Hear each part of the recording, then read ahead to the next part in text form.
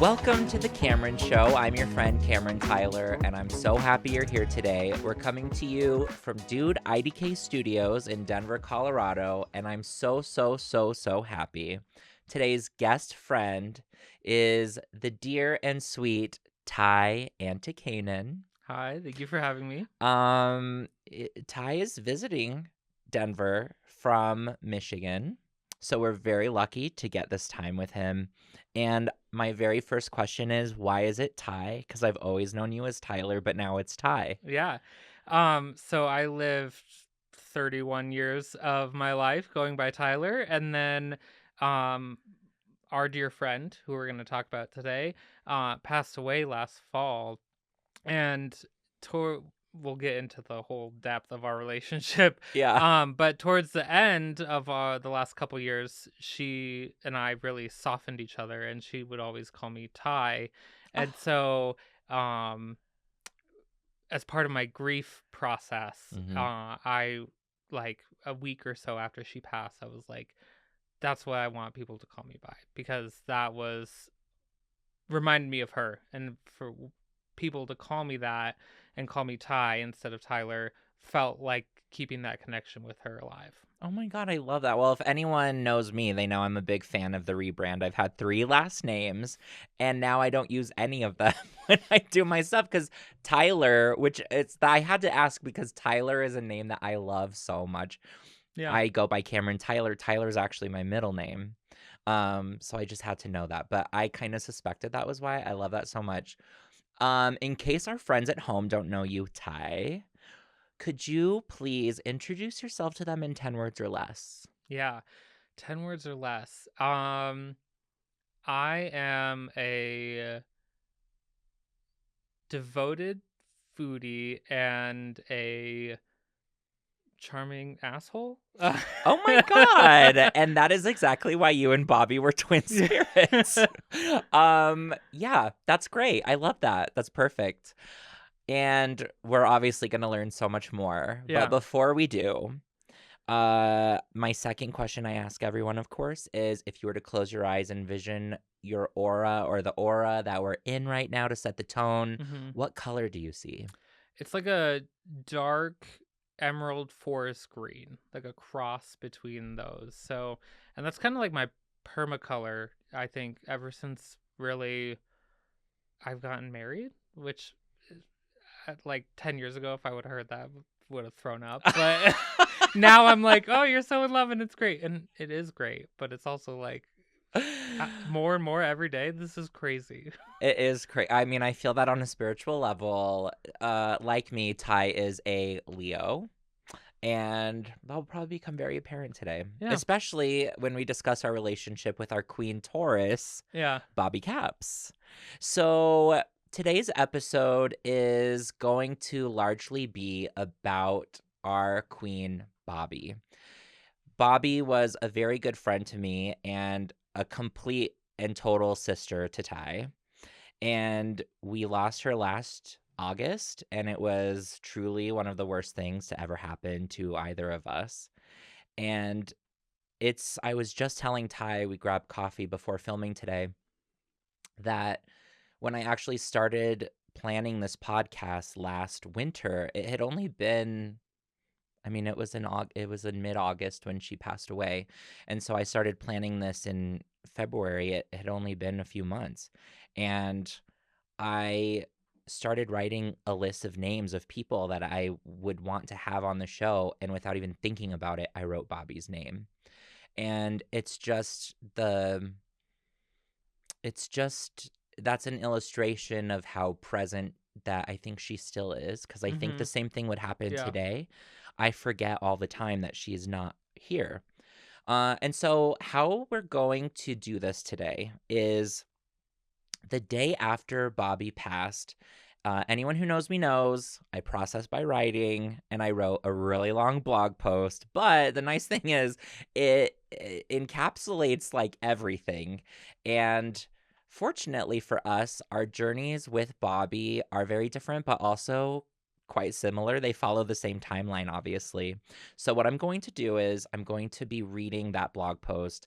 This was posted in mid-August of 2024, and it is called Bobbi Capps, You're Awesome.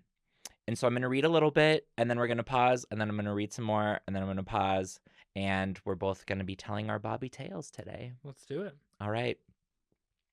So, when my friend Bobbi Capps came to Denver this spring, which was really last spring, Mm-hmm. I tried hiding that I was mid-spiral. I'd just broken things off with a guy I was dating. This is famously my ex-husband, Alex Mazzetti. Love that. And I was in that dreaded quicksand of self-doubt, which typically follows a breakup, and it had consumed me up to the mouth. But as much as I tried not to veer into the territory of my mental health at our seemingly annual chance to see each other, a Thursday lunch at Rioja nestled between meetings for both of us, she brought it up. She'd seen enough Vagstagramming on my part to realize I was going through it. She demanded the whole story beginning to end as we nibbled on the artichoke tortellini she insisted we share. Very on brand for Bobbi Yeah. Capps. Everything is shared. Everything is shared, and also she picks what we're eating. Yeah. And honestly, I was all about that. That's the thing about Bobbi Capps. If ever her friend is in despair, she wants to know about it. And she doesn't just want to know the canyon at which you found yourself. She wants to help you figure out what kind of bridge you'll need to get over it. I confessed that I was brokenhearted and my self-esteem was sitting in the toilet. She didn't flinch. At first, she wondered if she didn't or at first I wondered if she didn't understand the gravity of the morosity pulling me into the ground. I went on. I told her how ugly I felt and how stupid I felt and how utterly hopeless I felt, that I would ever find myself enamored with another man as long as I lived.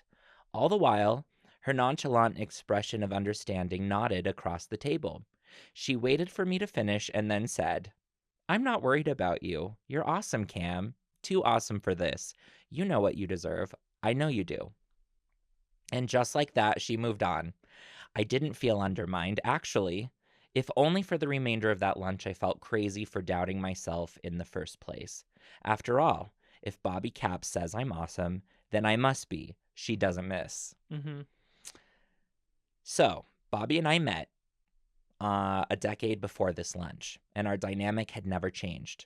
Before she even introduced herself, she took over a project on which we were partners in an organizational communications class at Metro, telling me not to try managing anything because she would do it better. She remains one of the only people I have ever let boss me around, and it's because she was right. She was better at managing almost anything than anyone else. Thanks to her, not only did I coast to an easy A on that project, I coasted to an easy A for that whole class. Then I coasted all the way to Washington, D.C. by the end of that year because Bobbi needed people to join her at a communications conference if she was going to get the school to pay her way. So this gives an introduction to who Bobbi was. She was a Mm-hmm. boss bitch. And as I said earlier, she was a Taurus. Ty and I are both Leos. So we both had a very similar relationship with Bobbi, which all you have to do to picture it is picture a bull and a lion thrown into a cage together. Yeah. So that's how I met Bobbi. We met at school. We were assigned to work together uh, in Dr. Lawler's class. I don't Mm. even remember. I think it was a branding class or something. Hold on. And That was the class I think that Lawler gave her the infamous B paper. Did you ever hear that story? I did. Yeah. You tell it though, because this will also introduce who Bobbi was in a very specific way. Yeah, so Bobbi went back to school as a adult, right? Like Mm-hmm. she didn't go back till she was 30, and she had this long career before that where she was a training development manager, and she wouldn't get promoted, so she went and had a kid, and then she was figuring things out. And something that one of, I think, her mentors told her is that you have to humble yourself a little. Like, you're good naturally at pretty much anything you set your mind to, Exactly. and you need to go and get a degree. And so she did that, and she was determined to get it done in, I think, 2.5 years, which is insane for a bachelor's. And she was about to quit because it was easy and she kept getting A's and like it was no big deal, whatever. And she's like, why am I doing this? Yeah.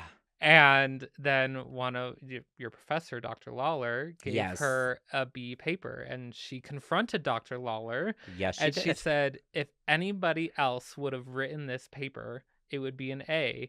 And she was ready to keep arguing. And then Dr. Lawler goes, you're right, but Oh, you wrote it. And that's B work.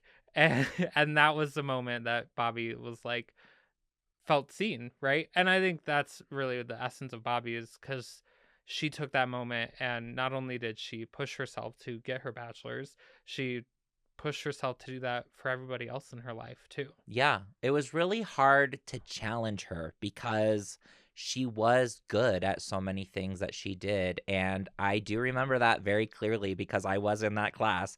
And it was part of my introduction to her because she basically told me, and it was our friend Katie was like the third person in our group. And she was like, let me lead the way on this. I promise you it's in your best interest. And like I said in the blog, I am typically not a person that would allow that to happen. Very big Leo energy, very leader energy. I literally have a podcast called The Cameron Show, and that is also what I call my life. So it was really kind of hard for me, but I learned very quickly. Nope, she really does. And you brought up a good thing that I think I should add for context is that Bobby was older than us. Yeah. Um, I believe now she'd be 42, right? Yeah, would have been her. Yeah, because I'm 32. We're Yeah. like 3 months apart. Yeah. She would be 42 now, and I'm 34. So she truly, when we say she was like big sister energy, she was truly like big sister energy. Yeah. So obviously, well, did you meet her before that happened, or is that something you heard about? That was like the mythos of Bobby. That's Yeah, right, and because then you met her after that. I met her through extracurriculars, and then we had a class together. So I kept running into her, and then we were at a leadership retreat that I had planned, and I, caught her in the hallway with two of our other would-be friends throughout the time that we knew each other. And I asked them for feedback. I was like, "Hey, how's everything going?" And the two girls with her were like, "Oh yeah, it's great." And then she was like, "Yeah, it's good." And that's the moment I like something switched in my brain. I was like, "She is pulling her punches." Yep. And like I had been around her enough to know that she doesn't really do that, Yep. right? And Yep. so I'm like, you need to give me the truth. Like Yeah. I could tell that you're holding back. And so that is when my bipolar obsessive brain was like, we're going to be her friend. And she's going Mm-hmm. to be honest with us and we're going to be better for it. Because most of my college bachelor's journey was all about finding mentors who I didn't burn out because young unmedicated bipolar energy is a lot to handle for anyone. And so I was, enthralled with her and finally broke through. And then 12 years later, like it was this long winding journey. Oh, yeah. I mean, until the end. So we both kind of met this woman by her letting us know she was better than us. And honestly, thank God. Thank God. Yeah. Because it took us both to a lot of places, which we're going to get into. In fact, that is the next part of my blog. So I then write, we spent a week that October, and this was in 2013, walking around Washington under the autumn clouds. Wrapped up in scarves and cardigans, we listened to Lord's Pure Heroine album no less than 100 times in our shared hotel room at the Omni. She was so fucking obsessed with that album. And you know the crazy thing? It drove me nuts. I hated the album, and now I Really? love it. It's a fantastic album. It's a fantastic album. I just She went to Lord hasn't at Red Rocks last year. It's amazing. I love it now, but I hated it because she shoved it down my throat. And unfortunately, she was right. Yeah, But I didn't like that's the that. maddening part is like fine, I guess, Bobby Capps. Yeah, it was exactly that. Except I will say, for some reason, I still don't like the song Royals. it got too much airplay. Maybe that's what it is. It's Yeah. overplayed because I love that whole album, but Royal still You drives get me to Royals, crazy. you're like, My we're roommate good. at the time, Mackenzie, also played that way too often. We ditched more conference sessions than we attended just to bop around and look at the city. We took a tour of the State Department because my mentor offered it over lunch, and it didn't cost me a single dime. Bobby Capps had seen to it that our school covered everything. It was the least they could do, she said, for all the money they shook out of us. We deserved that trip. Immediately, she was the big sister I never knew I needed. From the beginning of our friendship, she was the one person I never feared wouldn't have the solution to any problem or the perfect advice for any situation. She at times seemed omnipotent to me, which is why it shook me to my core when she was diagnosed with cervical cancer the next November. The news scared me more than it scared her. The big C, as she called it, wouldn't beat her, she would beat it. And she would fight it while working to ensure she earned the 4.0 GPA she knew she deserved. That winter, she underwent a combination of surgery, radiation, and chemotherapy. It beat the hell out of her, especially mentally, because of her reluctance to let anyone take care of her. But there was a glimmering end of the tunnel as it turned out. In spring of 2015, she announced that she won. The cancer was gone. From then on, I knew in my heart I would never take Bobbi Capps for granted. What do you remember about this era? Because this era was, for me, extremely terrifying. It's the first time I ever had a friend diagnosed with cancer. So, same, right? I first time with a friend being diagnosed. Um, do you such a drama queen? I And mean, it's cancer, it's fair, right? yeah. But I remember she took me out to coffee. It was somewhere in downtown. I can't remember I could like drive you there. I can't remember the name or if the Mm-hmm. coffee shop is still there. She sat me in this big ass armchair, and then she told me, she's like, I have cervical cancer, and I was like, wait, not you, like, you didn't call me, you like drug me out to this coffee shop in a public setting, and I like can't get too emotional. Like She she, knew. yeah, she knew She her knew. audience, Yeah. and she would tailor the messaging accordingly. Um, but what I remember is we were deep in friendship at this point, and we were planning a leadership retreat that was going to happen in January over winter break. And so I mean, every bit is like Bobby Essence, right? And so she got the diagnosis in November. She had to go, they upgraded her to like stage 3B or something like that. Yeah. And then in December, she went in for a radical hysterectomy. And our friend Morgan was there with her husband, and she had her 5-year-old son at the time, Rylan. Um, and we were all rallied around her, and we're still planning this conference. And literally, like, after she woke up from this radical hysterectomy, I'm co-chair of this conference with her, and I'm in like making calls in her hospital room, and she's like Yeah. still giving me guidance on like what we need to do to shore up this event. Um Did not take her foot off the gas pedal one no. day. She did not. And then I also remember she got into an argument with one of our advisors because the advisor was like, well, if you can't ride on the coach shuttle with everyone else, you can't go. But she physically couldn't sit upright like that. She had to be reclining to make the 4-hour trip or 2-hour trip, whatever it is, to um the Sulphur Springs. I can't remember what city that is. But yeah, so I remember that, and then I do remember she was fine a few months past that, and in radiation and treatment and chemo, and then she still traveled to Atlanta, Georgia, by herself to Mm-hmm. go to the Golden Key Summit because she was the first student nationally to be able to sit on the board. And that was a change she advocated for, Yep. and demanded, Mm-hmm. and got her way. And so, like, I think that was probably of the handful of times she always pushed herself really hard, Yeah. but that was one of the times where the cancer was almost less scary than how hard she was pushing herself when I look back on that time.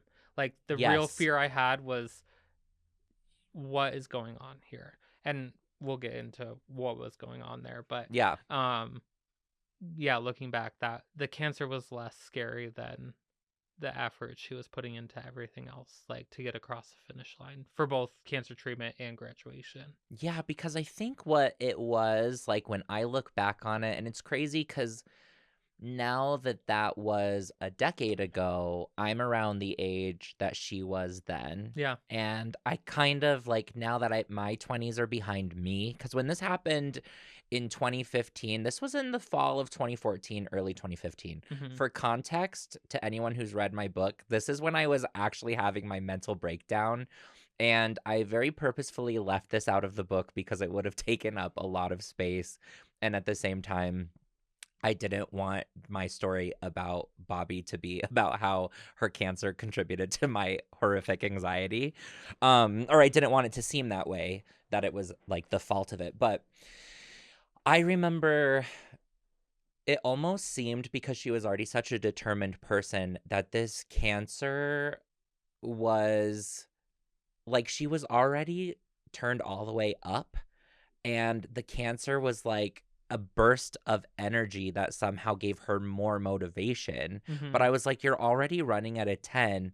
Are you able to do this? Like, is this good for you? Hmm. To where I was like, I admire you, and also I don't want you to do this almost. Yeah. And there was so much. And like, not only was she unwilling to sacrifice any effort when it came to school, but like you said, she had a 5-year-old son at the time. He was 5, Rylan, and she was very, very hands-on with him Hmm. always. And on top of that, with her friends. Like, I remember, actually, it was sometime during that winter, and maybe it was like when we celebrated. Do you remember we all went to the melting pot? I do remember that.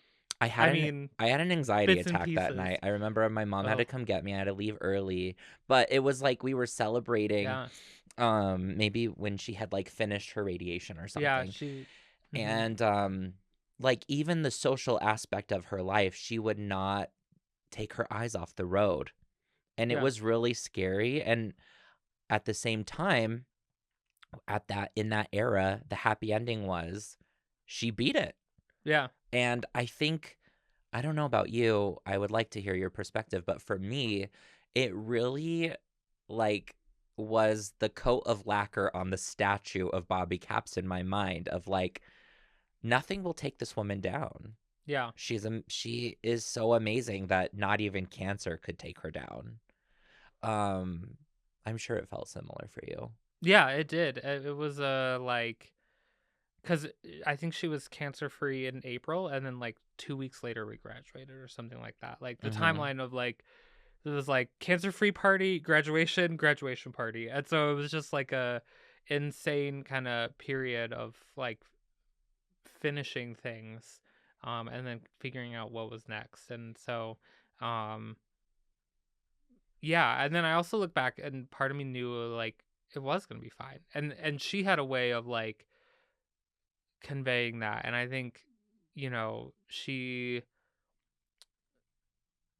she was an optimist, but that optimism would sometimes border on naivety. I don't think I'm saying that right, but Yeah. Yeah. like, and so like, but she would get you to believe it too, Yes, it would sound delusional. yeah.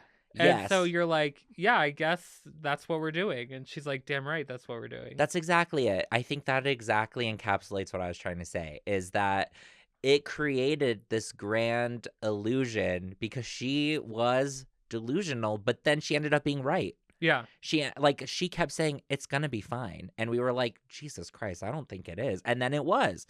It was like a miracle had been Yeah, accomplished. you're And looking out the car window and the wheel is like shaking, and you're like, and she's like, nope, it's fine. yeah, Yeah, we're the good. wheel's not going to come off. It's going to fix itself. And then it did. On top of this, I want to veer into this because I think this is a really important aspect of your relationship with Bobby, especially in addition to being a mom and a wife and a student and a career woman and a constant learner and a good friend. She also then became a mentor, especially for you. Mhm. And something that I really admire about her and have really tried to emulate, especially in my 30s, is that she had a way of taking someone under her wing. And Yeah. with you, that started around this time, right? Because she was like, "You're going to take my place doing this," Mhm. which was what was the first thing she did that with? Um so uh she so when I was a freshman, before she was in school, cuz she Mhm. joined Metro at my sophomore year. And so when I was a freshman, I was a part of freshman council and student government, Mhm. and it was a mess. And I was like, I don't want any part of this. And I went and joined other orgs the next year.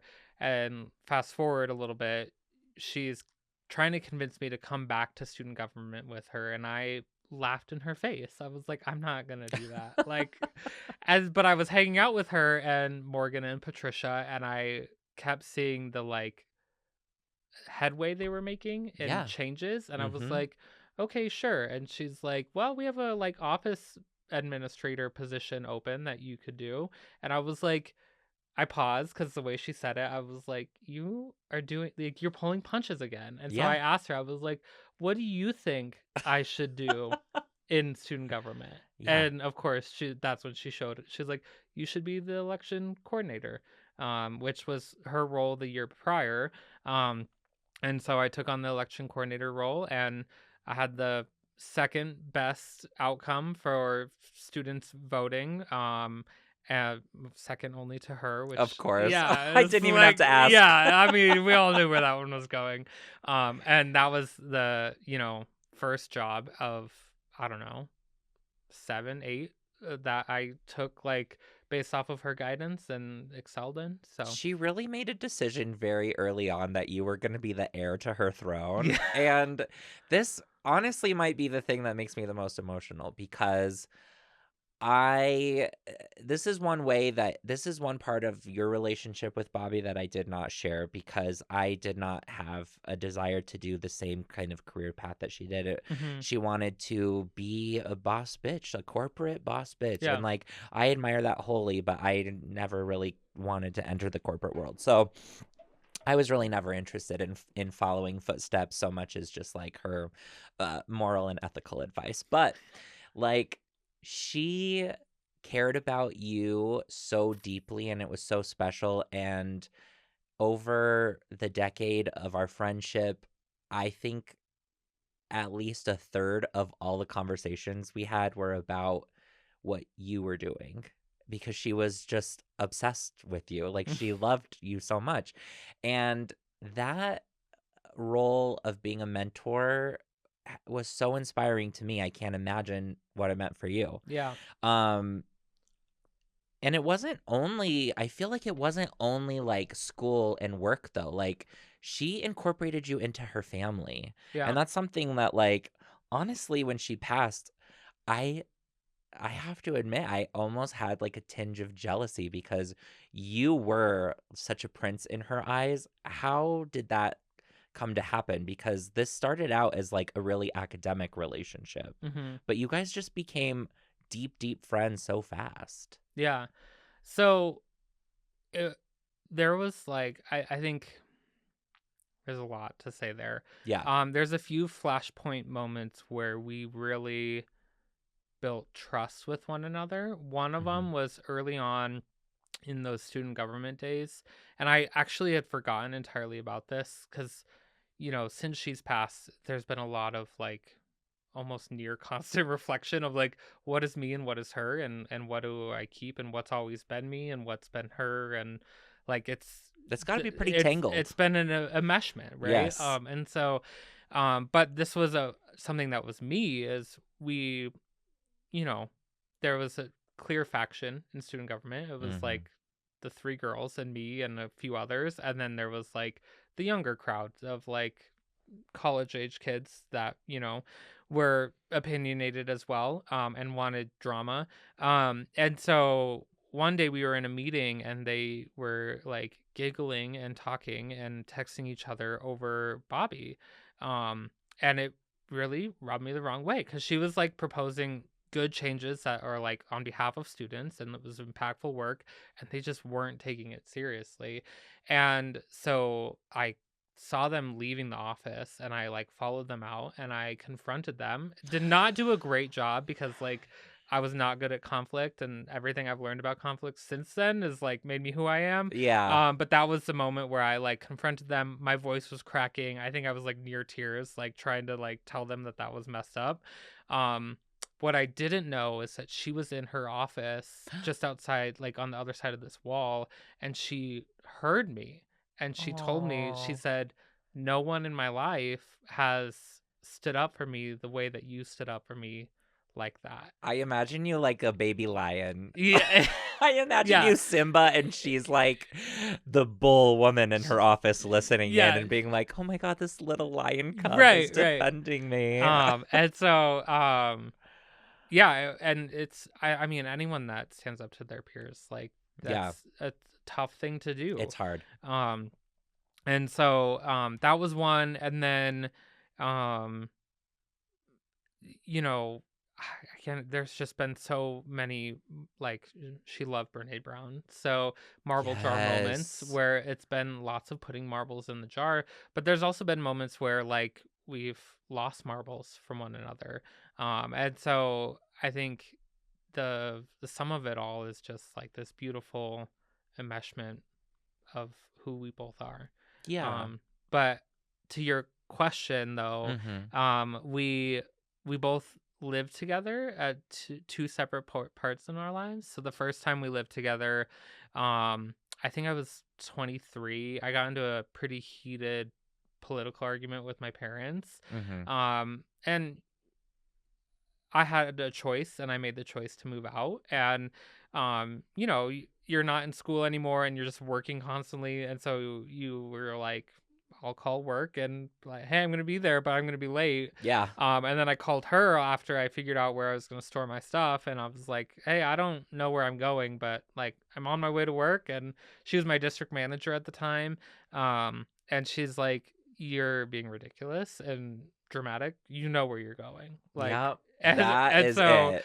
Rylan and I were roommates for about 6, 7 months. And Mhm. we lived, her husband Mason and I and Bobby and Rylan lived in a 2-bedroom apartment in Park Hill for about That's seven right. months. Yeah, I remember Park Hill. I sure do. And so, um, yeah, and then after that, I got my own place, and that was the first apartment I ever had on my own. But that I feel like that is also something that's really important for context to know about Bobby is like she is not just going to be your friend. She is going to be your family, and frankly, you don't get to make the choice. Yeah, Like how you said, she just said, "Well, you know where you're going." And yeah. it's like something else that was very special about Bobby is there was so much she didn't have to say. Mhm. Or like you said when we were setting up for the episode today, she would say that with her eyes. Yeah. There were so many things that were just like, all right, well, this is what we're doing, and you didn't have to say it, but I know what you're gonna say, and don't even bother saying it. I'm just gonna do what you want. But I love that because the other thing about Bobby, total fruit fly. Love the gays. Yeah. So I'm like, am I Gay surprised? shepherd. Yeah, she was a gay shepherd, and you were her prized gay lamb, Yeah. which I'm sure is exactly how Yeah. you want to be Right, described. exactly. Um, Baby lion, prize gay lamb. Exactly. And so, not only in school, not only at home, but then eventually in work, you even started working with her when you were still here, right? Yeah. In Colorado. Yeah, so, I out of school, um I was actually at a crossroads. So I got accepted into the City Year program, which, if you're not familiar, City Year takes volunteers, puts them on a stipend, and they work in inner city schools to try and bolster retention for kids who are at risk of not graduating and staying on track. And so my plan for my life was to go do City Year for a year and then go to grad school, and because I really love school. um and then Bobby made a comment to me, and she's like, I think you probably need to like start making money and supporting yourself. Um, AKA, guess what you're gonna do? right. And Yeah. so she had this opportunity for me to be a crew leader at Krispy Kreme and Auntie Anne's Pretzels for a franchisee, and where she was the district manager. And so, um, obviously, I went and did that, and Yeah. I worked my way up in 18 months from crew leader to general manager, and I oversaw all three stores at the time that were at here in Colorado. Um, and then, towards the end of that, she left and joined Aramark. Yeah. And there's been a couple of times where Bobby's left before I have, and I last about like a month or two. And it was a running joke when I went to like Capps family gatherings. They're like, "Yeah, so when is Tyler gonna start working for you?" And it never was very long. No, and it wasn't No. really a joke. It was a pretty serious question. Yes. And so that was great. And then Aramark took us really all over the country, both in travel, and then eventually we moved to Michigan. Yeah. So did she go first and then you went? I went first. Oh, Yeah. she sent you out Yeah, first. in the dead of winter. Thank In you, the dead of Bobby winter, she's Capps. like, "You're gonna go to Michigan and She's like, find out you if have we to be like there this." by January 9th. Yeah. And so packed all my stuff up in a cube and got an apartment. We went out between Christmas and New Year's to explore the city, and honestly fell in love. The great food scene. Um, it's interesting, like the nightlife is different, right? Yeah. Like you've talked about tracks and things like that here, which Yes. respect, right? Gotta honor where you come from. That's right. But what I love about like Dearborn in particular is it's a large Muslim population, second in the world. And um their late night is bakeries that are open until Oh my like God. 12 or 1 in the morning because they don't drink. And so you can go out and like have a baked good and like tea or coffee. It's fantastic. I literally was just complaining to my friend Vernia the other day. There's not enough cafes open late here. Yeah. Yeah. I'm jealous. We'll have to go I'm jealous. sometime. In my early 20s, I would have definitely preferred tracks, but now I would, Right. yeah, that is my cup of tea, so to speak. Oh, love that. So you go to Michigan. Mhm. She ends up moving to Michigan. Yep. She and her June family. of 2020. And just like that, you've taken Bobbi Capps away from me. I'm just kidding. I'm just kidding. I'm just kidding. Yeah. Because I know she's like, Actually, I scouted for her. Yeah. She took herself away. she took herself away. She just sent you as the appetizer. Right. And you know what I love about this is that I know for a fact, I think it would be really easy for someone to look at this. So I want to be very clear that I think she paved a way for you. I think she had a plan for you. I think she was going to take you anywhere she went because you were the heir to her throne. And I know she made you work your ass off for it. Nothing was Mhm. handed to you. I want to be very clear about that. Yeah. You're a very hard worker and you've earned everything that you have, including your new job in Michigan. And Yeah. so this takes me back to my side, okay? So now we're switching gears back to Cameron. Okay. So I had said from then on, I knew in my heart I would never take Bobbi Capps for granted, and I didn't.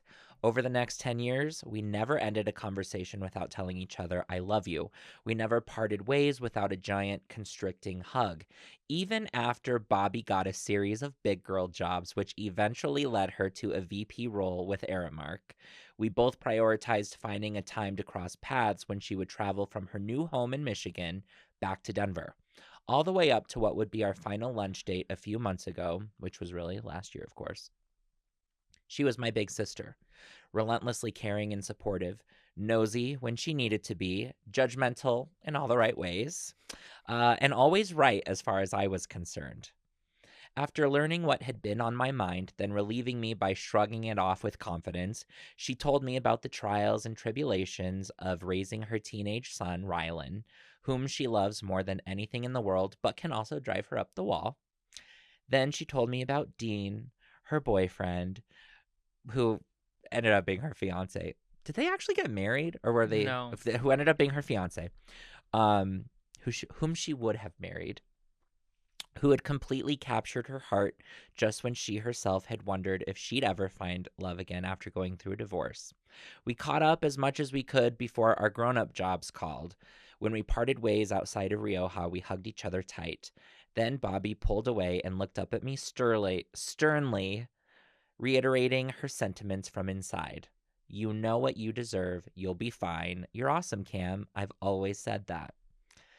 I rolled my eyes, annoyed that she was right, and she had indeed always said that. Lots of people have paid me lots of compliments in my life, but no one in this world has called me, quote, awesome more than Bobbi Capps.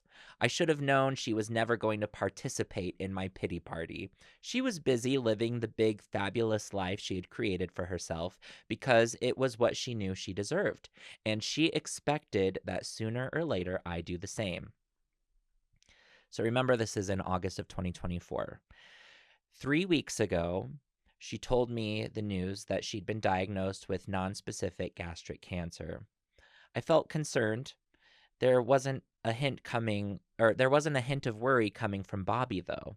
She would be starting treatment very soon, she assured me. Her job had granted her leave to focus on her health. Her oncology team was great, and Dean had been a phenomenal support. There was nothing she needed other than my ongoing friendship.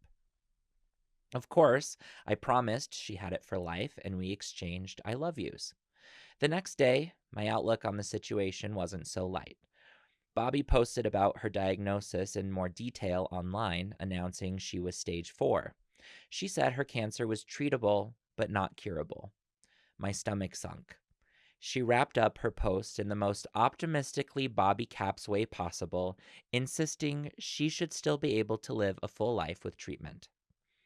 1 week later, I asked how her first day of chemo had gone, and her response was all enthusiasm. She felt awesome right that second, she said, telling me about all the hurdles her doctors crossed that day to get her settled into treatment. I told her I was happy it went well, then set a reminder in my phone to check in at least every Monday. Yesterday, I sent my first weekly follow-up. 1 week in, how we doing? No response came back. Bobby had previously said she might not have the bandwidth to reply instantly to messages, so I left her alone for the night. But this morning, I started to worry. Oh, actually, I must have written this literally on that day, which honestly doesn't shock me. But this morning, I started to worry. Just as I pulled out my phone to send a lunchtime check in, I got a message back from her dearest friend, Tyler. With the news that Bobby passed overnight from complications related to her cancer. She was surrounded by loved ones and went peacefully, he promised. Today has been a roller coaster for me. I seem to dip and shoot up between a screaming, gut-wrenching despair and a completely blank state of denial. I look down at my phone at the text I sent just yesterday, half expecting a response bubble to appear as she writes me back with her continued positivity. Mostly, I am just so sad. I am so sad that I will never hug Bobby again. I am so sad that I will never get to thank her for instilling a sense of what I deserve in me. The audacity I am so often admired for is, for the most part, a giant internal machine that Bobby helped me construct as a young adult. My heart hurts for her son Rylan, who doesn't deserve to live without his mom, and for Bobby's dad, Bob, who worshipped the ground Bobby walked on, and rightfully so. Last week, when Bobby said she was feeling some anxiety about starting this latest round of chemo, I told her the anxiety was okay. It was just a sign that she cared, and that was important, I said. I am trying to keep in my mind that the immense and empty sadness I feel right now is okay too. It is a sign that I loved someone so deeply and admired someone so greatly and will miss someone so vastly that I physically cannot stop myself from collapsing into tears seemingly every hour on the hour. Bobbi Capps, wherever you're judging me for sitting here feeling sorry for myself, us right now, me and Ty. I've said it before and I'll say it again. You were, are, and will always be a queen to me. You are awesome. And that is how my story with Bobby ended. And you were a part of that.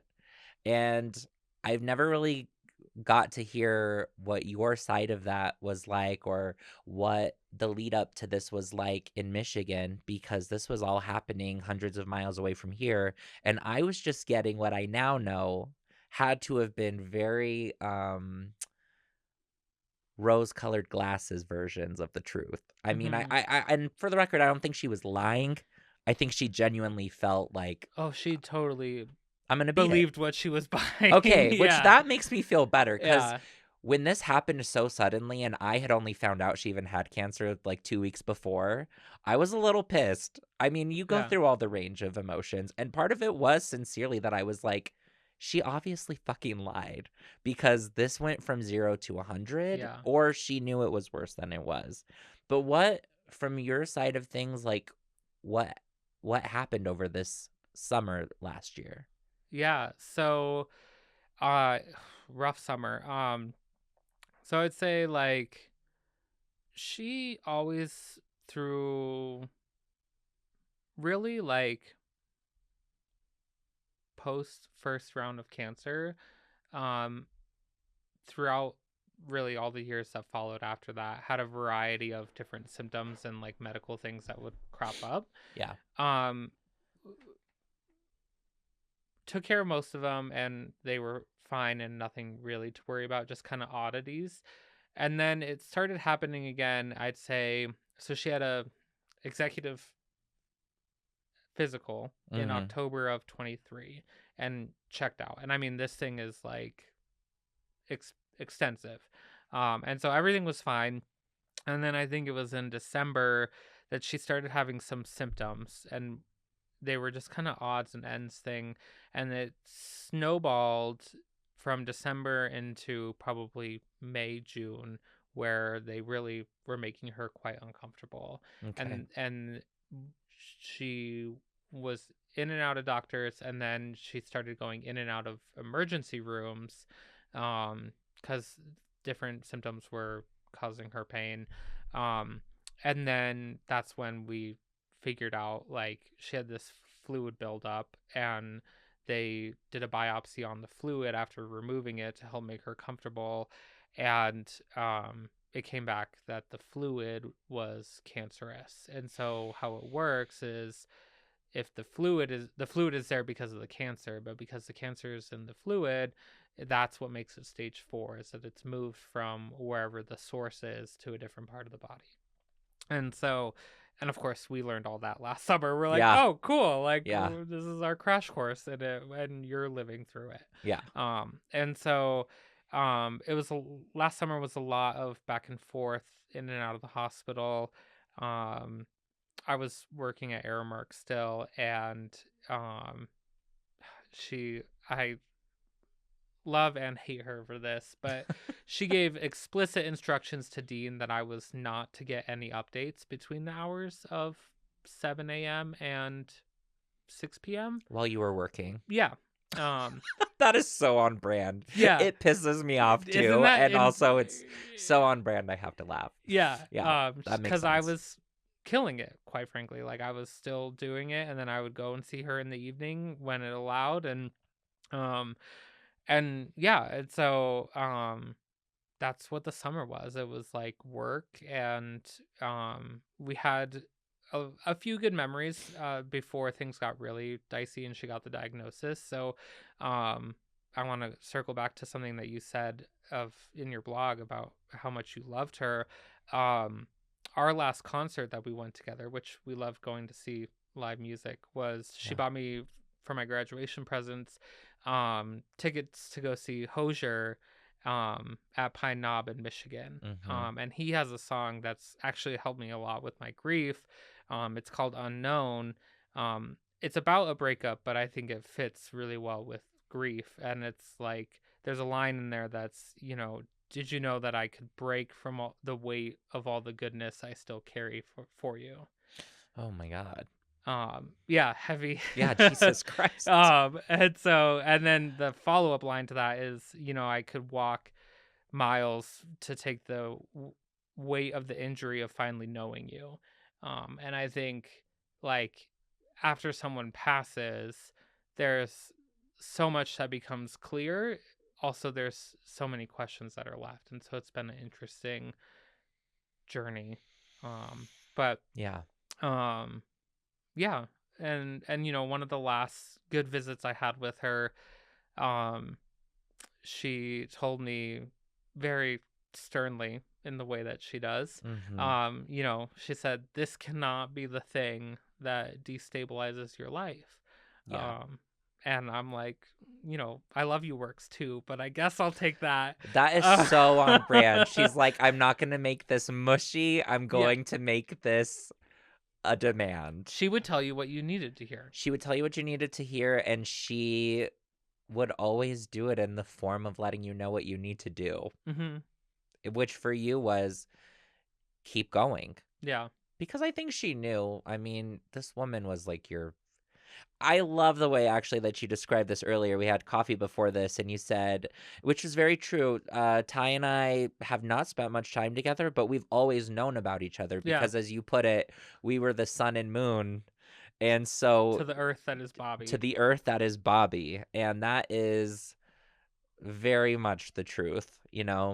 I think like I mean, when you said that, the way I thought of it is like, I'm the sun. I'm pretty far away compared to you and Bobby. Like, you're the moon and you literally go around. Yeah. And I see her once a year when the earth comes around the sun. So actually that was very perfect. But that was so that was so true that you guys were just so circle around each other, and she wanted you to keep going. Yeah. And the moon has to keep going around. I don't even know how this plays into the metaphor, but the world and the world keeps spinning. I don't really know. I guess I don't know what I'm trying to say, but Yeah. it makes complete sense. I'll Yeah. say Well, that. and like we talked about earlier, like the other time that, because I planted it earlier, but the other time that we lived together, so I remember the day she finally told me the truth, because, she would get the truth out of you. She was really good about Oh, that. But 1000%. to get the truth out of her, like, you would have to be comfortable challenging her, or she would open up on her own. Oh, yeah, But, yeah, yeah, yeah. and not many people are comfortable challenging a force like that, right? Um, but I remember, she came over to my apartment, which was weird, right? Because she owned a nice house. So Yeah. it was like, why would we not go to your house? Like, Yep. you don't need to be in my apartment. But she came over to my apartment one time, and she brought a bottle of wine, and she set the wine on the counter, and she goes, I want you to know that what we're going to talk about, we aren't going to solve today. I was like, okay, that doesn't seem real, but like, we can give it a shot. Like, and then she sat on my couch, which I still have, and she goes, I don't know how much longer I can be married. And I was like, Oh, yeah, let me yeah. just open this wine. Like, you're right. We probably won't solve this one tonight. Yeah. Um, and then, fast forward a few months later, we somehow, and I guess this is just the codependency of both of us, we decided that we would live together, and she would move out of her house, and so we got what I affectionately referred to as divorce house, Divorce house. HAUS. Yep. um The house of divorce. right. Yes. And she um was the house mother. right, exactly. Boots Yeah. down. Boots uh down. and so we did that for about a year and a half, while we both were in our dating era. And I don't, so she probably hate that I'm telling this story, but I Oh, don't know if good. you ever heard the, well, yeah, what's she gonna do? What's she gonna do? Yeah. So she was on before she was dating Dean, she was kind of getting the feel for the apps and things like that, and she was a brief dating era. Yeah. um but she was on a work trip in New York one time, and she told me there was this really attractive Irishman that she met in a Ooh. bar Yeah. that she made out with. Ugh. And I'm like, I love that, right? Yeah. Like, that's, you deserve that. Yeah. And so, yeah, anyways, I that just, love that yeah. because sometimes she needed to be told. Right. You deserve to have fun too. Yeah, exactly. Yeah, that is a very good point. So, That was very, I mean, she's just such a mom through and through. She was, as the gays say, mother. mhm. Mother of the house down boots. Yeah. Um, Yeah, so it went on for a lot longer than I knew, but you were there. You were there till the end.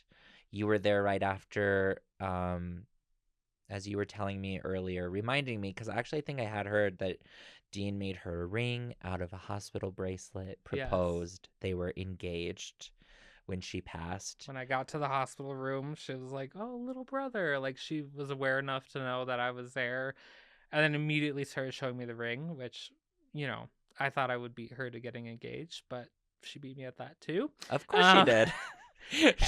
not to be outdone, Bobby Caps. Not to be outdone. Very And on brand. um, so yeah, she was so proud right up to the end, and of course, you know, bossing people. That's where I want my cookies. That's where I want the coffee.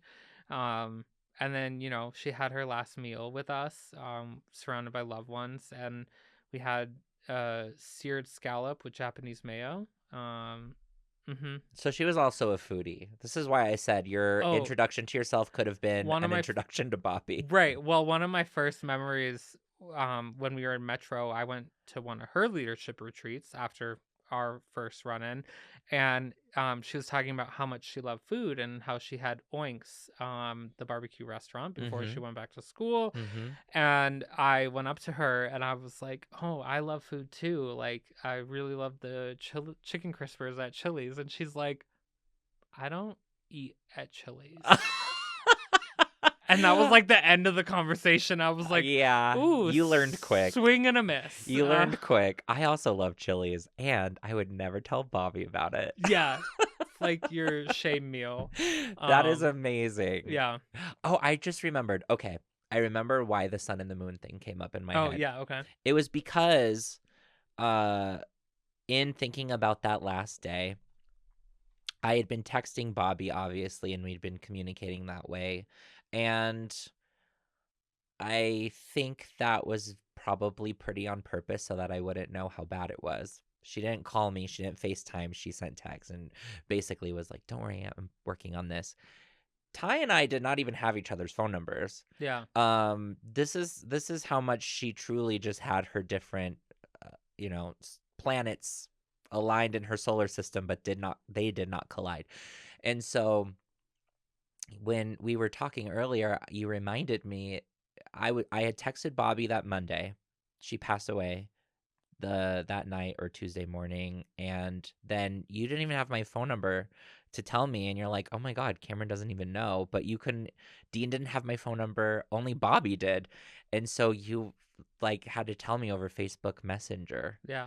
Um and I'm there's no one else I would have rather heard it from than you. I remember feeling like you deserved a phone call, but I didn't know how to get a hold of you. Well, yeah, And I you was like, but he's the only other gay that I consistently heard about. He needs to know. Like Yes. the shepherd is gone. I know. Yeah, code The baby blue. lamb is freaking out. Oh Like, my god, I know. Baby lion cub. Mother bull is gone. Yeah, no, you sent me a message and then you had me call you and um then we worked together, but you did way more work than I did for the memorial I service. couldn't have done it without you. And honestly, like, talking about marble jars, like you will forever have a irremovable marble jar for Thank you for saying that. putting together the Denver ceremony. And you worked with Aaron Council, who was also phenomenal in the whole process. Yeah. Um, but like, if you think planning one funeral is tough, like we had one in Michigan and we had one in Denver, and Yeah. like they were a week apart, but it was a month after she had passed. Which, growing up, I had before I moved to Michigan, I had a string of losses in my family of like my mom's side. I wasn't super close with them, but like it was always so weird to me that they would pass on a Tuesday and we'd be having a service on Saturday. Yeah. And I'm like, that's How do people do that? yeah. How do you get like people in line? And it's like, it's better that way. Like, just get that part over Because with. it is hard. Yeah, having it It's a a lot of month work. after, I was like, I don't want to reopen this again. Like, I feel like I just kind of caught my breath. But I was so glad that you asked me to help with that because I think because of who I am and because of who she was to me, I needed to do something. Mhm. And I was like, please tell me what I can do to help. And you're like, meet with this person, go contact this person. If you need anything from me, let me know, but work with this person and you guys take it from there. And then, yeah, I was happy to have something to do, and it made me, it felt so meaningful to me. And I will forever be grateful that you let me be involved because, yes, you did need someone in Denver. You needed boots on the ground, but it was what I needed too, because that was after literally my last conversation with her being an unanswered text message Yeah. with a question mark at the end. That is a horrible feeling. And you helped me, that helped me get closure. So I'm thankful to you. I'm thankful that Bob was very open to that. Um, and we had a beautiful celebration of We her did. life here at Red Rocks, and it was gorgeous. It was. All right, I can't let this end on a sad note Right. about Bobby. It has to be positive. And so to wrap up our Bobby conversation, I have to say I'm so happy that one of the last things she told you is that like this is not going to define you. This you have to keep moving. Yeah. And you continue to move through a very successful career. And especially because we're only about a little over a week away from Valentine's Mhm. Day, I think how we should end is talk about how the year ended for you. In 2024, Bobby's wish was fulfilled. That was not the way you would define your life. It wasn't even the only thing that you would let define your 2024. So, how tell me about the happy ending you got in 2024. Yeah. So one of the things that I am like so grateful for in my life is that um Bobby and I had like this dating era together. Yeah, And she met Dean, which was great. And then and Dean is a phenomenal human being. we And love Dean. yes, and I met Alfer. And we met through Facebook dating, and it was like the last chopper out of Nam. Oh my god, I Uh, love when you say that. I think that is so I, funny because it I is. was Anyone who's been on it knows it's 1,000% true. yeah, I was like, this is the last dating app I have, and if this doesn't work out, I'm done for a while. Like, I was ready to go Cameron Tyler with it. I was like, maybe I just Yeah, won't date anymore. yeah. It's great. Like, You know how I operate. Yeah. and so, um, well, we were talking, and then he put the ante out there. He was like, "You're kind of tapering off," and I was like, "Well, if one of us isn't gonna get on a plane, I don't see the point." Yeah. Because he was living in Miami, and so long story short, he got on a plane. We lived our lives for 18 months in grad school and doing long distance. And Yep. so every 7 to 10 weeks, we would travel to a different city and see each other: Denver, Boston, Miami, you name it. Um, and then uh, we did a couples trip to Boston with Bobby and Dean, which Yeah. was one of my all time favorite trips. Um, and then last November, I was sifting through grief and recently engaged, and I was like, we should just do it. Like, we should get married. And so Alfred and I got married on November Ugh. 21st last year, Yep. in Farmington Hills, which when we were thinking about moving in together, that was the place Bobby recommended we move. So, Imagine that. right. And we had a small intimate ceremony, um, with Dean officiating, which was, icing on the cake that he was willing and able to do that. And he is just hilarious in his Ugh. delivery, and like, it was perfect. Yeah. It was everything we wanted. I think, except for the big party at the end, which timing and things didn't allow for, but Yeah. I wasn't gonna wait for it. I knew it was coming, and we knew what we wanted. And he's here, so that's why I keep glancing We over. love Alfer. Yes. And, this was also, as you mentioned earlier, right after the election and before the inauguration. So the timing was like, you know, I think Bobby would have advised you to do exactly what you did. And one last thing before we move on to Sip Save or Spill, talk about how she was present at your wedding because I think it's adorable. Yeah. And if we can, I'll post a picture on the Cameron Show Pod Absolutely. Instagram. Yeah.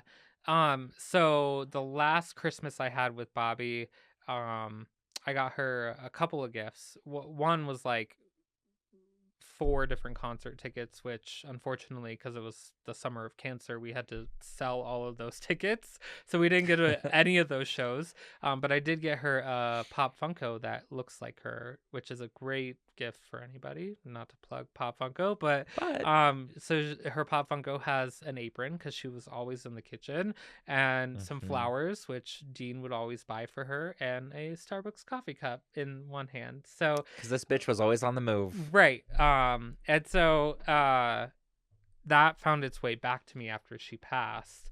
And so when I was the wedding, I was like, she's always with me, but it was nice to have a physical like totem, as if you And will. it is so cute. Okay, well, he said that we're allowed, so we're gonna post pictures. Go to Instagram at Cameron Show Pod, and you can see this. So cute. So, so, so cute. I love it. Yeah. All right. Thank you for sharing all of that. It Thank is you. it is heavy, but it's a joy. I think you agree.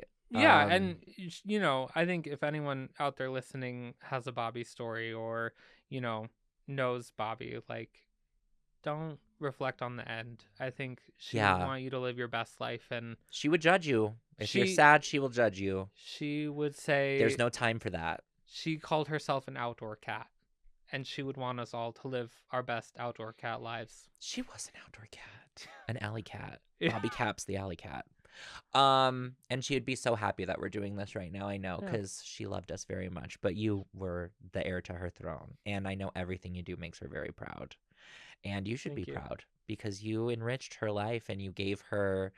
I think that one thing I do relate to her about is that in my 30s, I am such a mom. And I always talk about how I have my kids, Zach and Logan, and they're 25 and 26. And I find myself doing a lot of the things that Bobby did with you. And I can tell you from that perspective of that older, bossy person that as important as she was to you in shaping you and motivating you, it was exactly the same the other way around. Mm-hmm. That her life would not have been the same without you allowing her to hijack your airplane Yeah. every once in a while, and so you should be very happy about that. Thank you. And you're very lucky, because you were her prized lamb. I go back and forth between calling you a lion cub and a lamb, but It's the bipolar in either me. way, it's the bipolar. Honestly, you are both. All right, we're almost out of time, but we Okay. can't stop without playing Sip Saver Spill. So we're about to fly through it. This Okay. is going to be a Sip Saver Spill crash course. We're All throwing right. a grenade at the table. Pick out of I don't even want you to look at which jar. Okay. Pick a question. We're going to do 3. You have to do each jar, but I don't Okay. even So know what order we're doing, but we're going to start this fly one. through these. Okay. And I read the question. Read the question. What item in your home sparks the most joy? Um. Right now, Yeah. it's my Christmas tree. So, Hell yeah. well, so my husband is from the Philippines, and Christmas in the Philippines starts in like September. Oh my And god. so last year was our first year together, through the holidays and living together. Yeah. And he is asking, like, he's like decorating the tree, and I'm like watching from the couch, and he's Yeah. asking for my opinion, and I'm like, yeah, well, like, I kind of like it, I kind of don't. And then he pauses for a moment, and he goes, in my family, they just let me do this.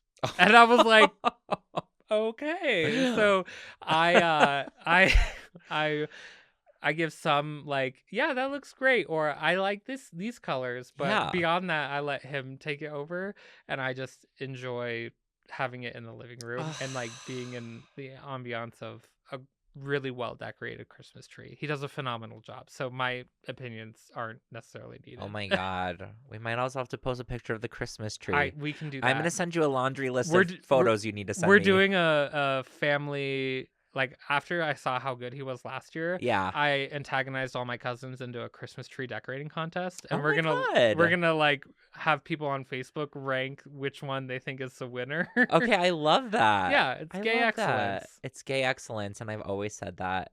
I'm copying your answer actually because Love that. Okay, we're just gonna have to be real with the people. You're seeing this in February, but right now we're sitting in the month of I November. forgot about that. That's my That's okay. bad. That's okay.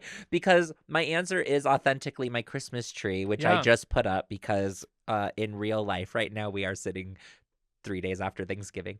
But every year my cousin Zach, who is one of my kids, comes over and helps me decorate my tree. Yeah. And for that reason alone, I love my Christmas tree because when I look at it, and this year Logan came too, so like both my kids, I like look at the tree and I'm like, it makes me so happy. But on top of that, when I first moved out of my house, my mom's house, and I got my own little shitty condo, my first home, I Yeah. bought it when I was 20, and it's where I lived when I met Bobby. Actually, it was a shitty old condo in Lakewood, and my first Christmas there, I had like a $20 Walmart Christmas tree, but I did not care. At the time I was just like, I can't believe I have my own apartment. I'm having a Christmas party, and I couldn't afford at the time to buy ornaments for my tree. I could only afford the tree. So, to fill my tree, I told all my friends, come to my Christmas party and bring an ornament. Any ornament that can go on my tree. And so I still have all those ornaments, and Mm. I can tell you every single ornament who gave me that. And it's so special because now that was in 2011. And so that was 14 years ago. And one of my favorite ones, my friend Blake made me an ornament because he couldn't even, I mean, being in your early 20s is wild. He couldn't even afford to like go out and get an ornament that he thought was good enough for me, which is so sweet. And so he made one out of bicycle parts because he worked at a bike shop. And Oh. so it's like things like that. A Christmas tree Yeah. is just the best for me. So that was a good answer. Yeah. All right, on to the next. Okay. It's like buzz rounds, but I'm not even mad because we spent so much time talking about our queen. We did. Okay. Do you Okay. have a cringy moment that you now find hilarious? What is it? Okay. So, I was on a let's say date. Okay. And I'm scared. I'll let the audience read between what a gay man date is. Oh, this is a Yeah. Cameron date, which means it was probably like a 59-minute relationship. Yeah. So I was on a date and I may have imbibed too much THC. Oh. Um and so it was cringy, it's still cringy. And I became extremely paranoid and Oh no. I had my date leave. Oh no. Yeah, and then I was thinking about it and I was like, I don't even know his last name or anything about him. You are such a sweetheart, And I was Tyler. freaking out. And it was like, I don't know, 11 o'clock at night. And I was like, This poor man, Cameron, Ty. it was like 250 milligrams of THC. No, Yeah, it was way too why? much. Way too I much. can barely have 10. So I called Bobby and I'm like whispering on the phone. I was like, you have to come. And I lived in a noisy complex. So like there were people coming and going, which only added to the paranoia. I was like, Oh, there are people outside. Ty. And Bobby's like, what's going on? And I'm like, you have to get here now. You have to come and like help me out. And so Did she come over? she came over and she sat with me and like got me to bed and left me snacks to wake up to the next morning. um Oh and my God. yeah, it was a mess. But That is she was there hilarious. for it. And I asked her, I was like, did you call the police? And she's like, what would the police do in She's this like, why would I situation? call the police? Yeah, You were she's the like, crazy one. yeah. Wait, was this in Colorado or This Michigan? was in Michigan. Oh my Yeah. God. Ty, that is, I, that is a lot of weed, first of all. Too much. I could never. Anything above like 3 milligrams now, I'm like, I'm good. Oh my God. This poor man is probably like, I went to go hook up and this guy was started tweaking. He got so paranoid. I was like, you gotta get out of here, sir.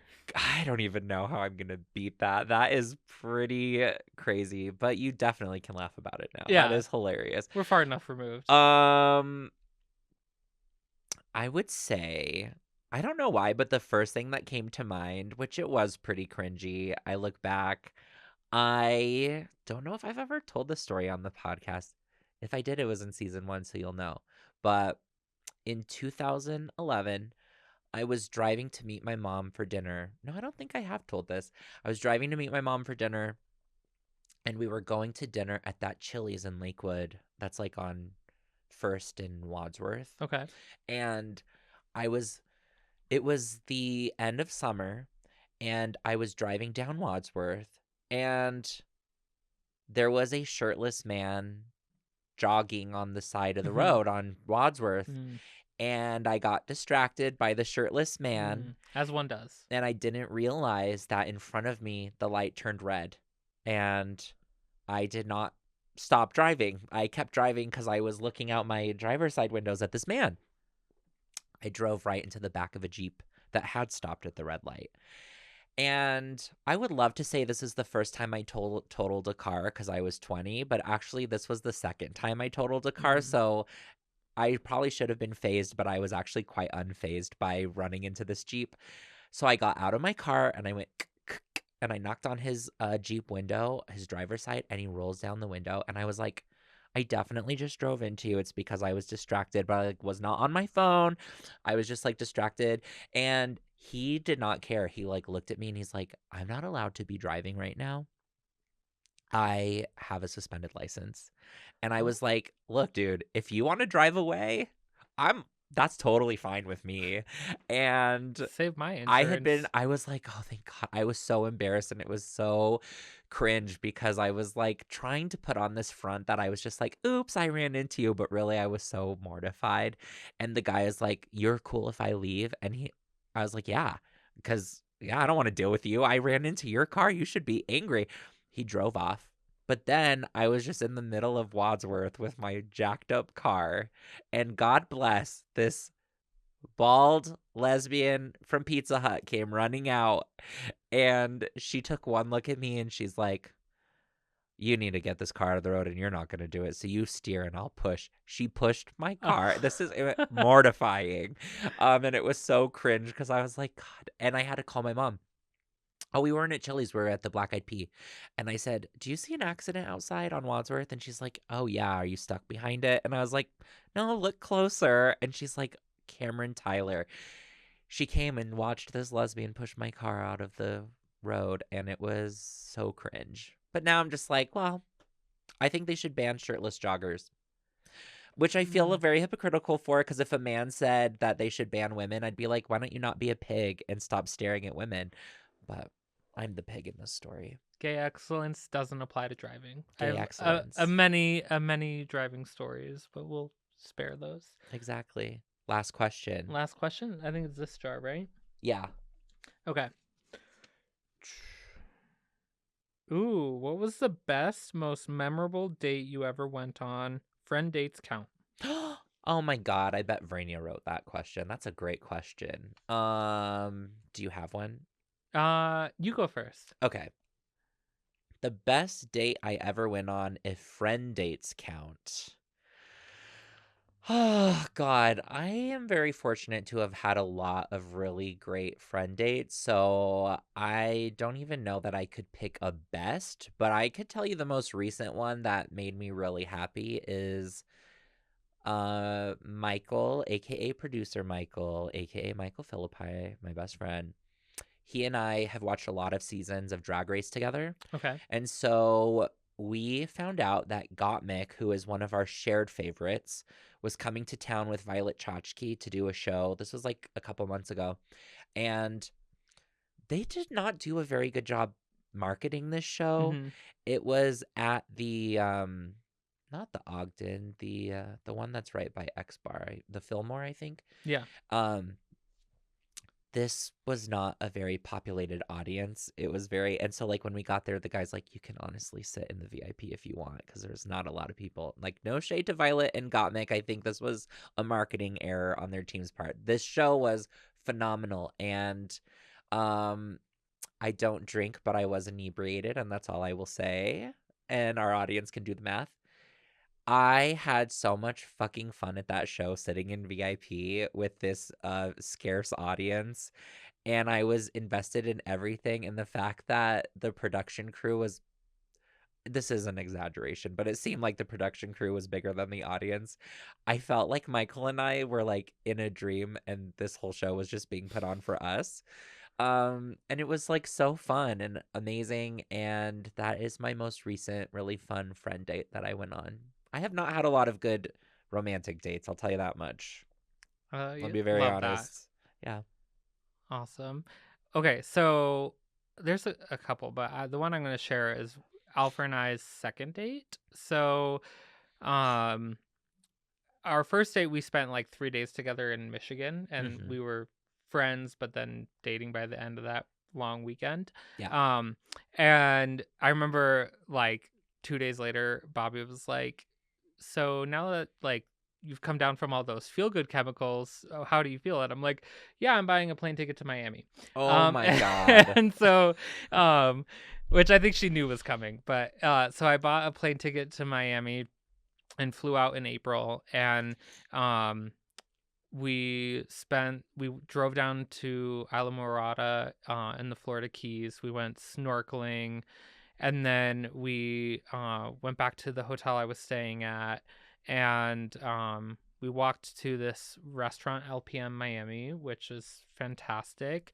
They have like a themed cocktail menu that's about this relationship between this famous, I think, French artist and Coco Chanel. So like all the Ooh. drinks are like scented and themed. And so like it was great. The best part though was so I casually said, because he was making me laugh, I said I love you at dinner, but it was like under my breath, and I was like, oh, and I just kind of like went quiet, and I was like, we're just gonna like Not the not, Freudian slip. yeah, for real. And so then we quickly got distracted because there was this couple that was like kind of arguing over their dinner, so we were like texting each other and totally eavesdropping on their conversation. As one does. Um, and then we went back to the hotel room, and I play music when I fall asleep, and I'm, turned on my side, and Mirror Ball by Taylor Swift is playing, and he like quickly turns over like something's wrong, and he goes, "I love you." And I was like, "I love you too." Oh my And so that God. was the first time we said "I love you."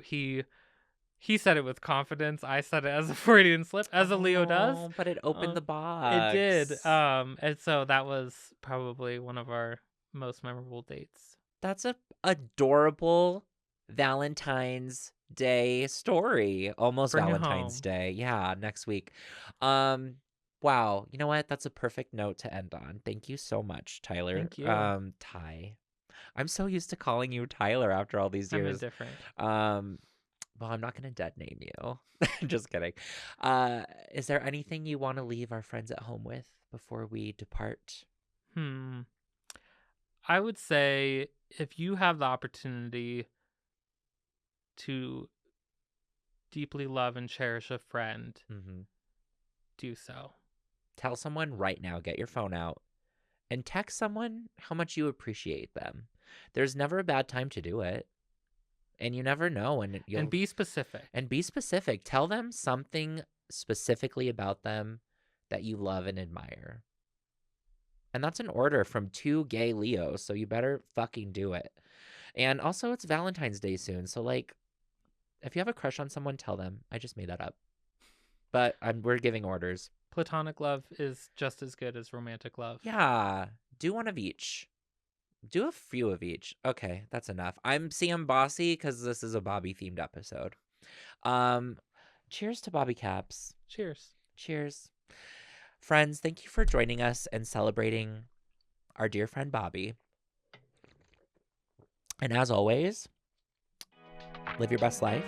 Don't be a dick. I love you. Goodbye.